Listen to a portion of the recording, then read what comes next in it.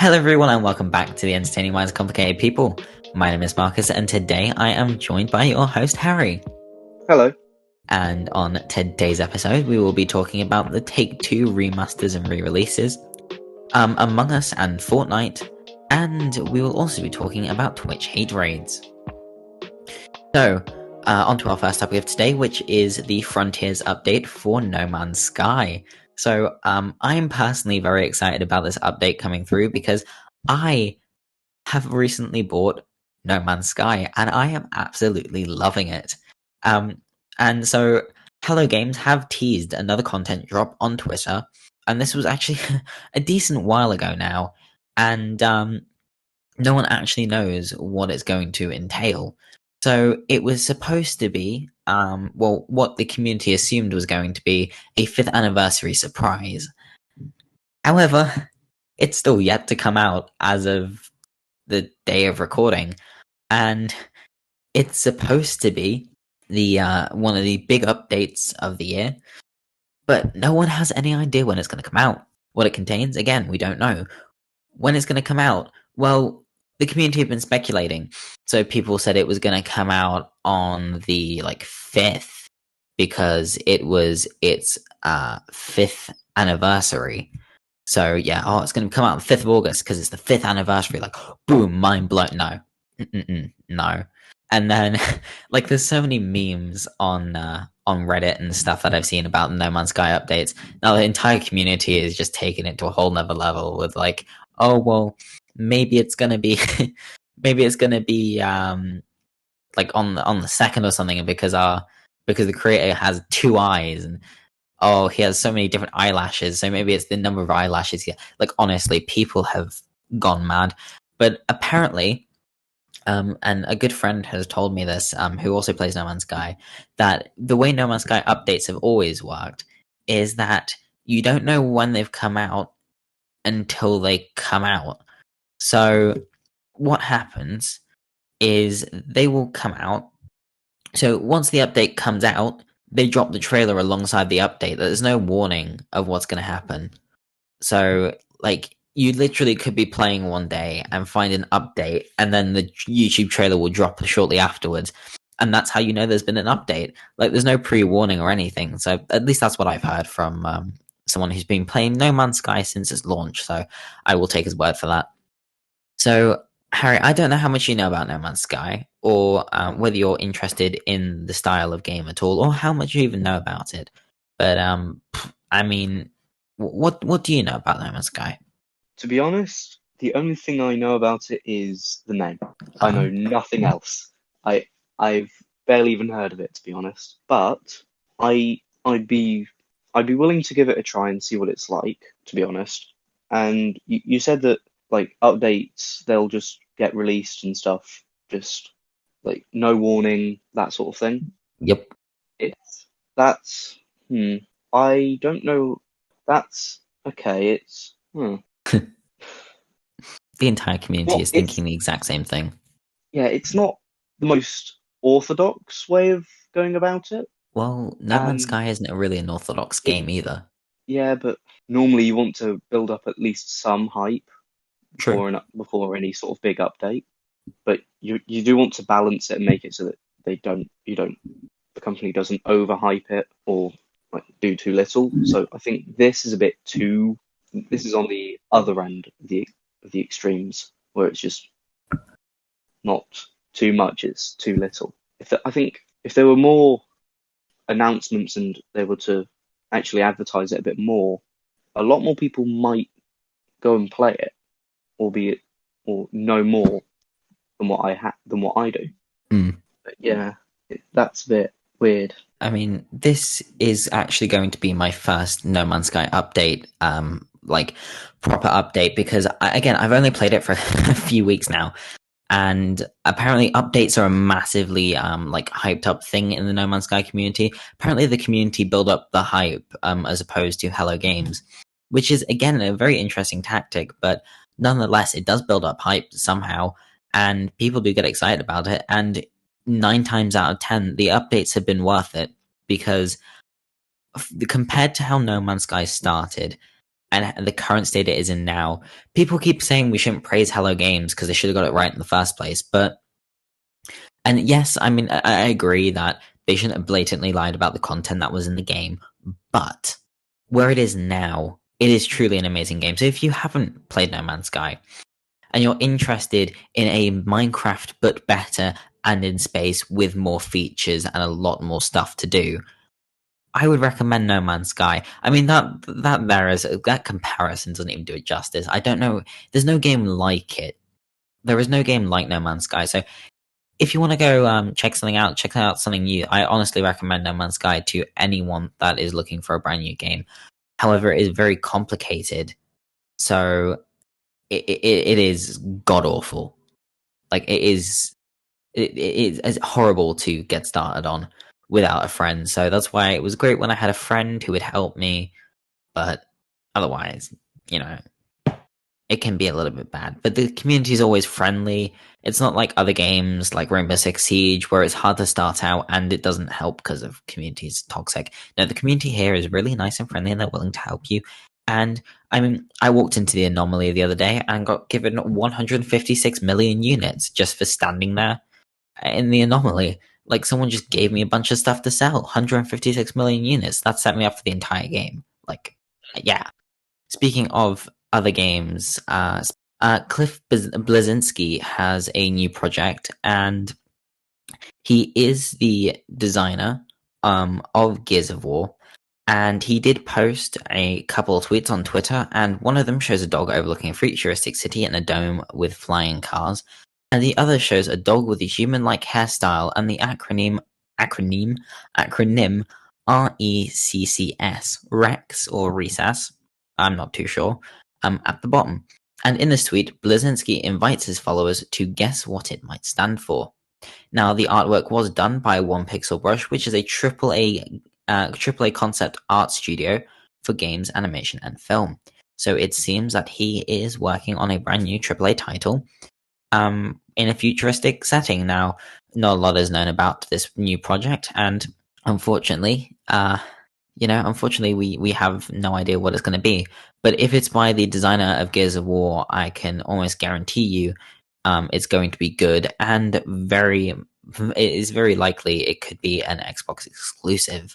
Well, and honestly, I don't really know what else to say on this other than it sounds like a really intriguing concept, but I would like to know more about it before I make a full judgment on it. But given his track record of Gears of War, it must be good. I mean, Harry, what are your thoughts on this? To be honest, it's the exact same as you. I don't know enough.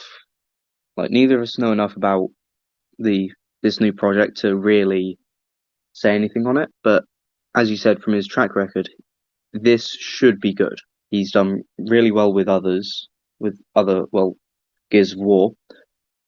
So it should be a very good game. And my only question, as well, a lot of people would be asking, is what is the acronym? Indeed, I mean, I have no guesses at the moment. Well, it's a dog with a human-like hairstyle, and it's futuristic. Okay, I'll spend a while thinking about that. Yeah, we'll We'll come back in a couple of weeks and I'll give you my answer.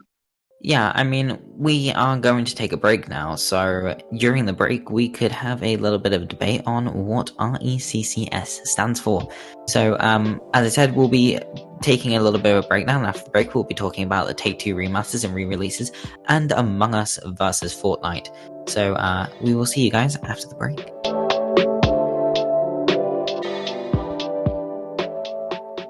And we are back after that break, and so as promised, we have deliberated for a little while, and instead of coming up with our own, we've gone on Twitter to look at the comments because we found we were not very good at that.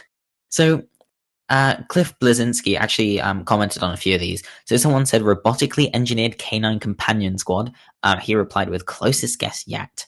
Someone said radically engineered canine computer system, which was again close. Well done. Robotically enhanced canine control squad, again replied with close. And we also had robotically enhanced canine computer system, which was once again a very close guess. So those are some of the guesses for what RECCS Rex stands for. So back to our topic. So we are now going to be talking about our third topic, which is Take-Two and their remasters and re-releases. So according to PC Gamer, Take-Two is releasing. Take-Two is working on 3 unannounced iterations of previously released titles, which is a fancy way of saying remasters and re-releases. So this was mentioned in an investor presentation, and 3 more remasters and remakes are on the way, and they are announced and due to be released next year. However, they could be, no one actually knows exactly what they're going to be, so it could be a remake of GTA 3 and its spin-off Vice City, or San Andreas. And it could actually be supported by the fact that they are making legal action against the GTA 3 mods. So they are taking legal action against some GTA 3 mods, which would fit with why they wouldn't want mods in GTA 3. Or we could also be seeing a remaster of Red Dead Redemption 1. As a lot of us know, Red Dead Redemption 1 was a very great game. However, I unfortunately never got to play it, so I have actually recently been going back to Red Dead 2, so I can't wait to see how that goes. But Red Dead 2 was a very great game, and I think a lot of people were longing to play the sequel to the game that was released before, as Red Dead 2 is a prequel, so a lot of people wanted to continue the story on from Red Dead 1. So that honestly could be a new re-release or remaster. I wouldn't mind it, but come on, Take-Two, you can at least come up with some new games. It's like Bethesda and Take-Two have made a pact to just keep telling us the same games for like years and years. Like honestly, it just wouldn't surprise me. It wouldn't surprise me, guys. Would it surprise you? I don't know. It honestly wouldn't surprise me if that's what they were trying to do. So yeah, I mean that's really all I know on this as well. Like Take-Two remasters and re-releases are on their way, but no one knows what they are. But is it like there's a big chance that it's going to be GTA 3, Vice City, San Andreas, or Red Dead 1. Because, as we all know, a lot of people liked Vice City, a lot of people liked San Andreas, and Red Dead 1 would come a few years after Red Dead 2 was released. So a Red Dead 1 remaster would actually be quite fitting, as it's impossible, I'm pretty sure now, to play Red Dead 1 on like PS5 on next gen consoles. So at least it wouldn't be like a Skyrim where they keep remastering it every year. At least it would be a genuine remaster. And I would like to see that as a remaster. But I mean, Harry, would you like to see any of these games as remastered, or do you think they should just quit remastering and start making new games like Bully 2, for example? I think it depends on how well a game was made and how well it was received. If it wasn't received well because it wasn't made, like there were certain problems that it had, they could remaster it to give it a bit more, like, to make it so that it like the design flaws and whatnot are fixed, because sometimes they just don't put out bug fixes and stuff. But if it's a game like GTA 3 and their spin-offs and Red Dead 1 and stuff, if it was a remaster of like Red Dead 1 alongside another game, like the sequel to it, I'd understand. But I don't think they would do that.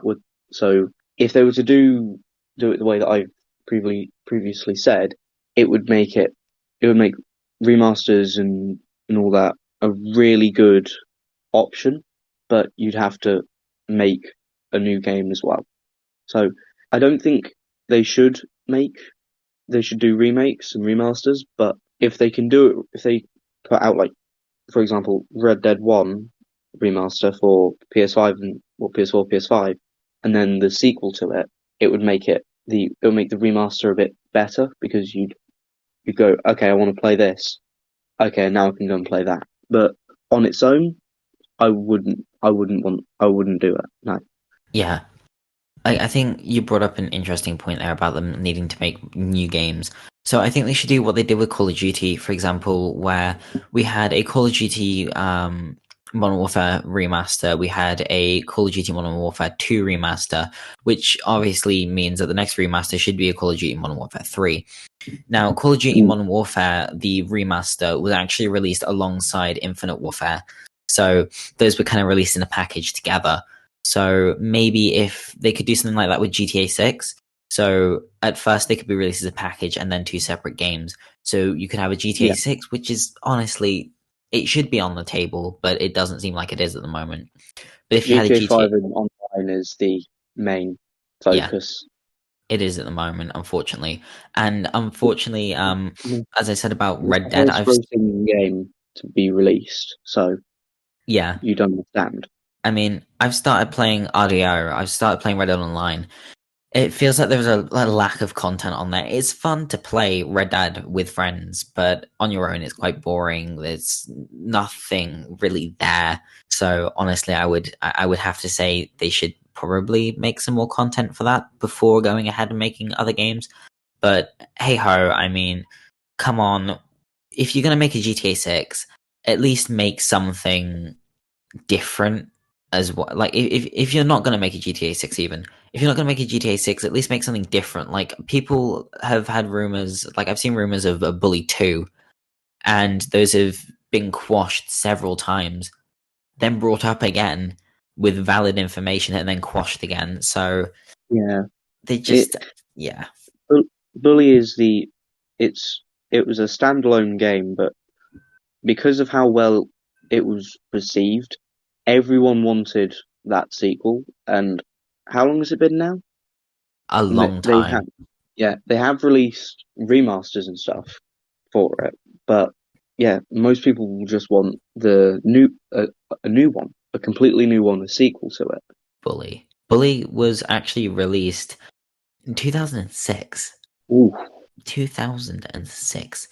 Now, it was rumored back in 2020, 2019, that there had been a Bully 2, and it was reported that it was going to be made, then cancelled in 2013, then it was cancelled in 2017 again, and then a lot of people assume the reason why they cancelled Bully 2 was so they could focus on Red Dead 2, which came out in 2018. But I mean, yeah, the 2013 one, that corresponds well with the GTA 5 release. Because was it late 2013? Because GTA 5, I think, was 2013, or was it a bit earlier? Because it would have been the next gen that they would have worked. They would have stopped it for, wouldn't they? GTA 5 was released in 2013, which was 8 years ago. So they haven't really done much in terms of making a good game, which is unfortunate. They've expanded upon GTA 5 and the online stuff. So yeah, it's a very big game. It is fun to play. It's just sometimes we need to know when something's finished and you need to go on to the next. Yeah, exactly. That's the issue. I have a feeling they don't. Well, speaking of when people don't know when to move on, we have another issue that's been arising with other video game companies in general. So it seems that Among Us and Fortnite haven't really been on the best of terms recently. So a lot of people have obviously been saying that Fortnite's old, needs to move on, that Among Us is dead. Now, it started off a couple weeks ago of rumors of a collab. However, the official Among Us Twitter quashed the rumors and said that it would be cool to have a collab, but it's not happening. Then Fortnite released their most recent season called Imposters. And that is where it all went wrong for them.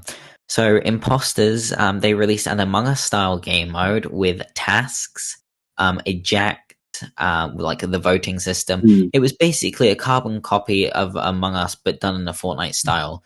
Now, I have had conversations with other people on the subject, including some of our regular listeners, and what I've talked to them about, like they've brought up like valid points that video game industry is copying each other.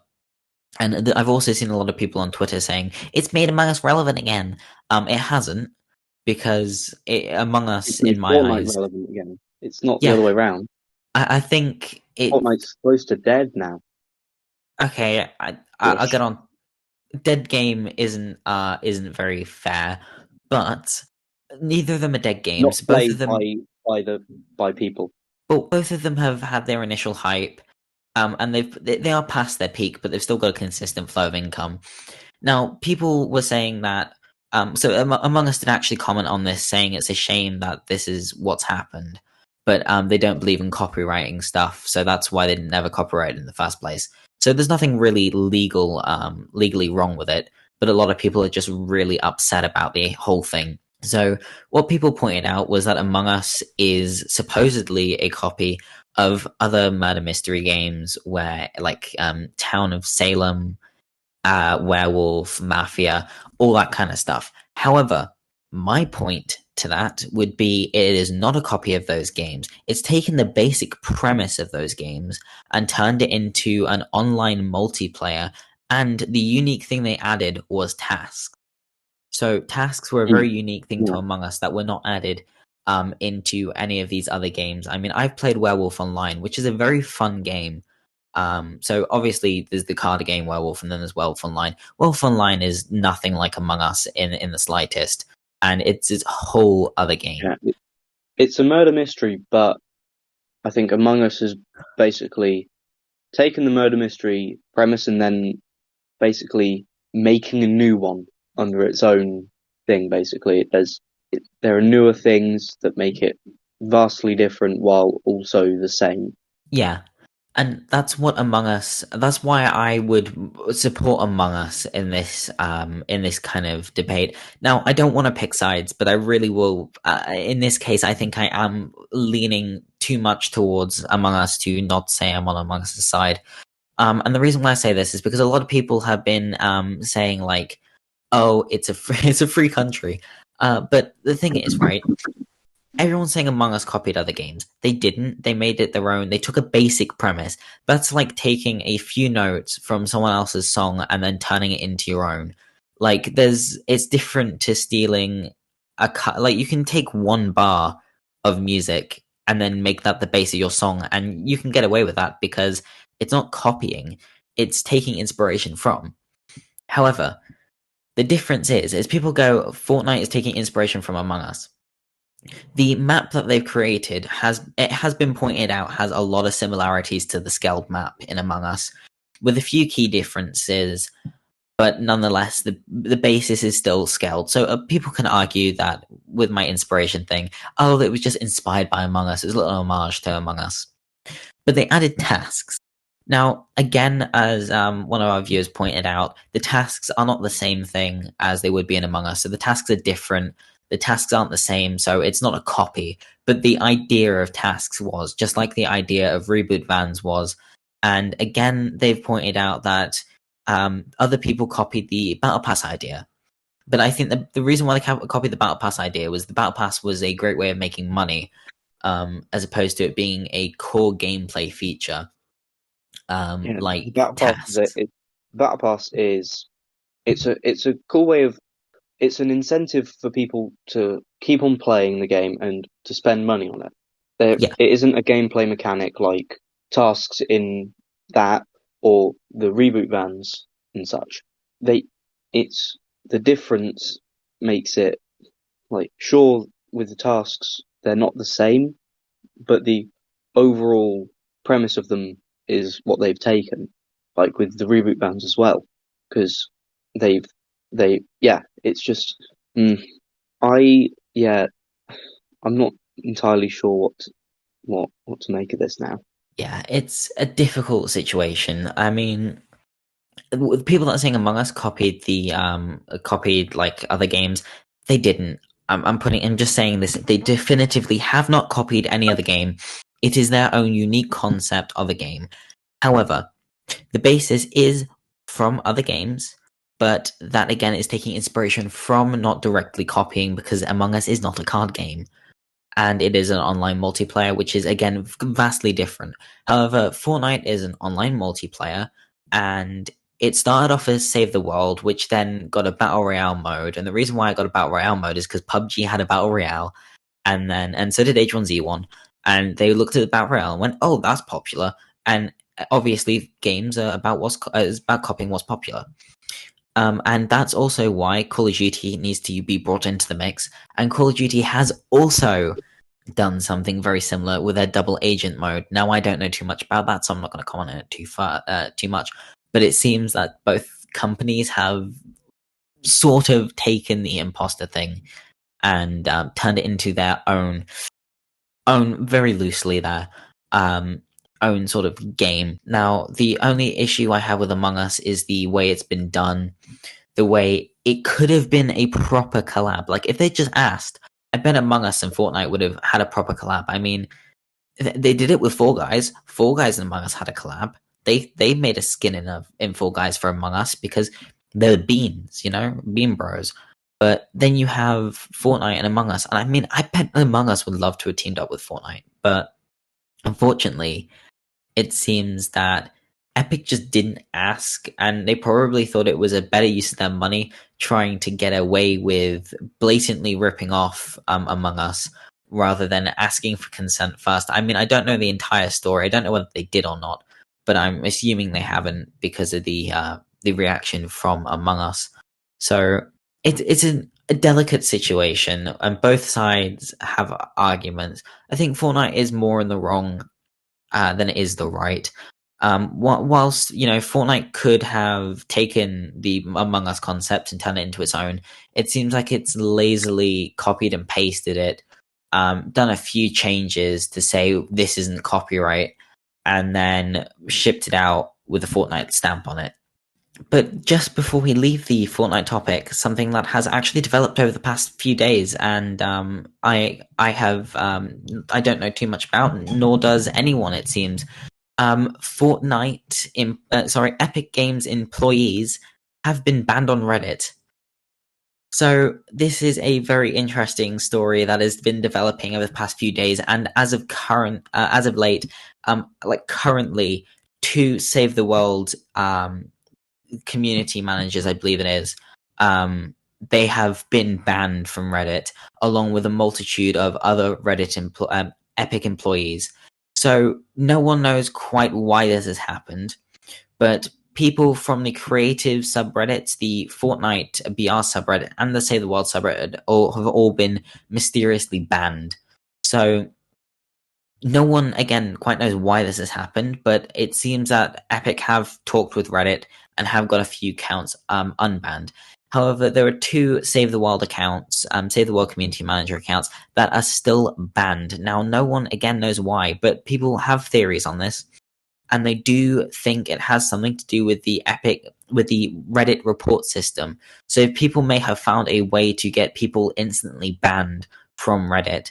And so what they've done is they have, it maybe as a joke, a very poor joke at that, they have just taken this and banned all the Epic employees, because it's happened to at least 6 employees that I am aware of, which is very worrying indeed. And again, 2 employees are still banned from the Save the World subreddit, so I hope that they get their accounts unbanned soon. And one of them, someone in our in the Save the World subreddit, has actually reached out to one of the people who got banned, and according to them, they have no idea what's happened, and they are working to resolve the issue. But it just seems like a very random thing for Epic employees to get banned, and it is a very big story. So we will update you on that next week if there has ever been, if an official cause has actually been established as to why this has happened. But again, yeah, we will update you whenever we get an update. So yeah, that's that on that. So moving on to our 5th and final topic then, which is Twitch hate raids. So what is a Twitch raid? So for the people that are out of the loop, Twitch raid is sending active viewers from one channel to another. And this is generally used at the end of a stream. So instead of everyone logging off and just switching over to whoever, for example, when I watched the Loser Fruit stream, she went and she raided with her thousands of viewers, and all those viewers can either choose to stick with the raid or they can just leave. And when they go on to this person's channel, it boosts the views, it boosts the numbers, and it's usually a great way of people finding out new people to watch. A hate raid, however, is a raid where the comments are filled with hateful and abusive comments. So hate raids have unfortunately been dramatically increasing recently. It is honestly a problem that has been made worse by the treatment of streamers by the platform itself, because Twitch just doesn't seem to care. And and there's also a debate going on about an unfair payment system where streamers typically see around 50% of their money from their fans subscribing. I saw it. I am a member of r/Twitch on Reddit, and someone came on there, and it was this female streamer, and she was saying that she had been raided once by someone who was recording their reaction, and they posted it to YouTube. So it's one of those things where it's like, I go onto someone's stream and make abusive and sexist comments to them to get views on my YouTube channel. And so pretty much they went in there and they told them to say this one thing. But because you're fans of someone like that, you're not a very nice person. So what ended up happening is, instead of people commenting what was agreed on, instead they started commenting increasingly more sexist things, like get back to the kitchen and all the other sexist things that you can think of, which is a very sad and unfortunate thing that people like that exist. Unfortunately, that is what's been happening to people. However, that did not stop there for this one particular streamer. I really can't remember her name, but I mean, obviously, I wouldn't name her anyway. But I can't remember who it was. But she got raided by this person again, and this hateful abuse really started to take a toll on her and made her feel quite upset, especially after the first time. The second time, I think she's more equipped to deal with it. But after the first time, it really did take a toll on her. It really did make her feel terrible. And it's people like that really should be banned from the platform. And there's other things that have been happening with Twitch other than hate raids. For example, Twitch streamers keep getting banned and unbanned. Like, some people get temporarily banned, and there's other people that get perma-banned. I've talked about this before. There was a streamer who flashed a couple people on a stream, and she's been known to do it quite a few times. And every time she gets unbanned. However, there's someone that, like a small streamer, that says something like slightly controversial and gets perma-banned from Twitch, and they never see the light of day. So it's, I don't know, a very interesting situation of Twitch indeed. So, Harry, what would you say about Twitch hate raids and to the state of Twitch in general? I'd say the state of Twitch in general it's chaotic. Some people will get a fairly lenient punishment, like that person who is it like a regular occurrence that they flash viewers? It's happened on more than one occasion, and the first time should have been enough, but there we go. Yeah, they were just, it was like a ban for like a week or two. Probably. Around about that, and she kept using the excuse she thought she was on her OnlyFans, which is not a very valid excuse when you can tell you're on Twitch. Like, it's not like easy to mix up Twitch and OnlyFans. Let's be honest. Yeah, and then there are like someone who says something that might be slightly controversial. Yeah, it happens, but they get permabanned for it. The difference between them, I think if they can actually have some consistency with pretty much everything, then it would be better. And then the hate raids, I find that there are people that I'd list on the devil's hit list. The people who do that deserve to be quite far up on that list, I think. When you target and do stuff like that to people to anyone, whatever it might be, whether they might be of the LGBTQ community or of race or anything, if it's even if it's just anyone, you're not, whoever does it, you're not a good person. Just stop and think. Just think.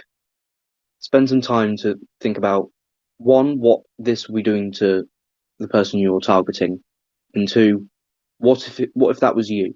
That's my message for that. Like, we are just human beings at the end of the day. We aren't more, we aren't less, we aren't gods, but we aren't rats either. And we shouldn't be at each other's throats constantly because we fail to recognize that we are human beings and everyone has feelings. Like, you have feelings, so will the person that you're being mean to, that you're saying things to. It's not right, and it's something that really needs to change. And that concludes today's episode. So if you'd like to see more of us, you can go find us over on Twitter and Instagram at Minds of People PC. We also have a YouTube channel, which is the same name as the podcast. If you'd like to go over there, give us a subscribe, like a couple of our videos. It really does help. We also have a website where we publish all of our sources from each of our videos, our most recent episodes. So if you'd like to go over there, see where we've got our information from, and fact check us, please do, because if we are wrong on anything, we would love to know. And if we are wrong, we have an email address, which is contact.complicatedpeople@gmail.com. So if you'd like to send us an email, and if you disagree or if you agree or disagree with anything that's been said in today's episode, please leave us an email or a comment in the YouTube comment section correcting us or just telling us your opinion, and you may even be featured on our next episode. And we also have a Discord server, which has a lovely, friendly, welcoming community, and the link to that is going to be in the description of today's episode, just like our website and various tweets from various different people that we have discussed in this episode. So thank you very much, Harry, for joining me today and being part of this episode. Glad to be here. And thank you to you guys at home for listening. We will be back very soon with a brand new episode, so stay tuned, stay safe, and we will see you next time. Goodbye. Goodbye. And be nice to each other, please. Yeah. Hate won't win.